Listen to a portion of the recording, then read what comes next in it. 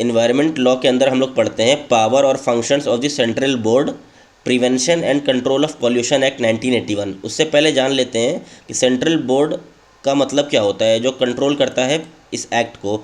तो इस एक्ट को समझने से पहले इमेजिन करिए अगर हवा में इतना धुआं हो जाए कि सूरज भी धुंधला दिखाई देने लगे और हर कोई मास्क पहनकर घूमे, तो सोचिए क्या हाल होगा। लेकिन घबराइए नहीं, हमारे पास है सेंट्रल पॉल्यूशन कंट्रोल बोर्ड।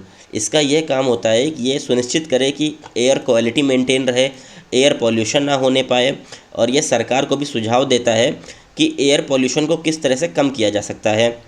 हवा एक ऐसी होनी चाहिए जो सांस लेने लायक हो और साफ़ एयर हो। अब पावर देख लेते हैं सेंट्रल बोर्ड के। सबसे पहला पावर होता है सेंट्रल बोर्ड का कि सेटिंग एयर क्वालिटी। यह एयर क्वालिटी की लिमिट सेट कर सकता है कि इस लेवल से ज़्यादा इस एरिया में नहीं पॉल्यूशन होना चाहिए, वरना इंडस्ट्रीज़ पे पेनल्टी लगना शुरू हो जाती है। Monitoring air pollution regularly check कर सकती है सिटीज़ जैसे एरिया में, इंडस्ट्रियल एरियाज़ में सेंट्रल बोर्ड के मेंबर्स कहीं मॉनिटर कर सकते हैं कहीं पे फॉलो हो रहे हैं या नहीं air pollution laws. Inspection of industries, central board कि मेंबर्स के पास पावर होती है कि वो फैक्ट्रीज़ के अंदर कभी भी विज़िट कर सकते हैं, पावर प्लांट के अंदर कभी भी जाके चेक कर सकते हैं रेड मार के, और देख सकते हैं कि कंप्लाइंस हो रहा है यानी पॉल्यूशन लॉस का। टेकन एक्शन अगेंस्ट वायोलेटर्स, जो भी इंडस्ट्रीज़ फैक्ट्रीज़ पॉल्यूशन लॉस को वायोलेट करते हैं उनके खिलाफ एक्शन लिया जा सकता है, उनको जेल भी हो सकती है, जुर्माना भी लगाया जा सकता है। Issuing guidelines, state pollution control board के ऊपर जिम्मेदारी होती है कि वह एक गाइडलाइन इशू करें पब्लिक गैजेट में, ताकि इस गाइडलाइन के अकॉर्डिंग ही फैक्ट्रीज़ काम करें। In compliance with collecting air samples, taking and test air samples, जिस भी एरिया में इंडस्ट्रियल एरिया में वहाँ के members central pollution control board के मेंबर्स एयर सैंपल को चेक कर सकते हैं, उनका सैंपल ले जाके लेबोरेटरीज़ में चेक कर सकते हैं और देख सकते हैं कि वायलेशन तो नहीं हुआ है एयर पॉल्यूशन लॉस का। बैनिंग हार्मफुल एक्टिविटीज़, अगर कोई भी फैक्ट्रीज़ ऐसा काम कर रही है जो कि हार्मफुल है, इंडस्ट्रीज़ में हार्मफुल अगर गैस लीक हो जाती है तो उससे हज़ारों लोग की मौत हो सकती है, तो ऐसे एक्टिविटीज़ को बैन कर सकती है। रिसर्च एंड डेवलपमेंट, प्रमोट कर सकती है रिसर्च के लिए कि और अच्छे इक्विपमेंट्स यूज़ किए जाए फैक्ट्रीज़ द्वारा, जिससे एयर पॉल्यूशन लेवल और भी डाउन हो जाए। कोलैबोरेशन, कोलैब कर सकती है इंटरनेशनल ऑर्गेनाइजेशन से, सोशल वेलबींग से, अलग अलग तरीके से कोलैबोरेशन कर सकती है ताकि एयर पॉल्यूशन लेवल कम किया जा सके। क्रिएटिंग अवेयरनेस, जागरूकता फैला सकती है और ख़ासकर ताकि लोगों को समझा सकती है कि पब्लिक अवेयर रहे और एयर पॉल्यूशन कम से कम करें। प्लास्टिक को बैन करें, प्लास्टिक को जलाना बंद करें। अब फंक्शंस क्या है सेंट्रल बोर्ड के?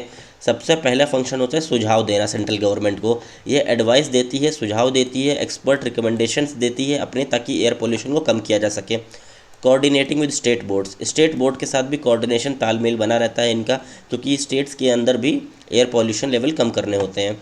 प्लानिंग एंड एग्जीक्यूटिंग प्रोग्राम्स, ऐसे प्लान्स बनाती हैं जिनको एग्जीक्यूट किया जाता है स्टेट द्वारा और नेशनल लेवल पे भी, जो कि बेनिफिशियल होते हैं एयर पॉल्यूशन को कम करने में। कलेक्टिंग एंड शेयरिंग इन्फॉर्मेशन, ऐसे इन्फॉर्मेशन को कलेक्ट करती है और लोगों में शेयर करती है, पब्लिश करती है न्यूज़पेपर्स में, जिससे अकाउंटेबल ठहराया जा सके फैक्ट्रीज़ और इंडस्ट्रीज़ को।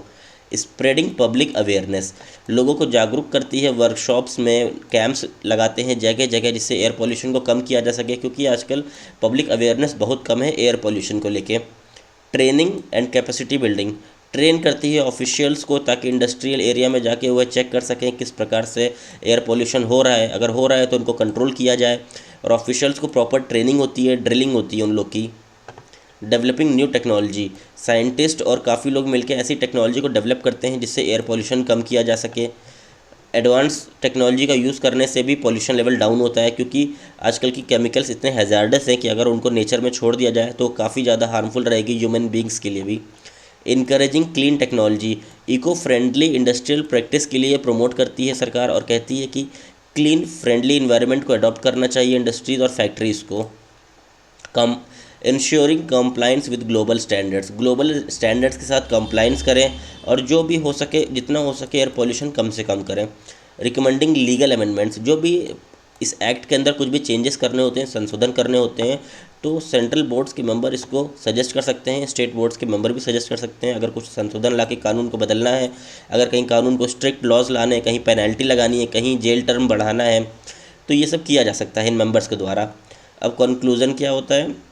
कंक्लूज़न से हमें समझ में आता है कि सेंट्रल पोल्यूशन कंट्रोल बोर्ड एक तरह का ऐसा बॉडी है जो कि रक्षा करता है एयर पोल्यूशन को लेवल मेंटेन करने में, और शुद्ध हवा में सांस लेने का अधिकार मिलता है हमें इस बोर्ड के चलते। इम्पोर्टेंस क्या है? रेगुलेटिंग एंड मॉनिटरिंग, गवर्नमेंट को सपोर्ट करती है, पब्लिक अवेयरनेस करती है ये बोर्ड, हेल्दी इन्वायरमेंट रखने के लिए हम लोग को भी प्रमोट करती है।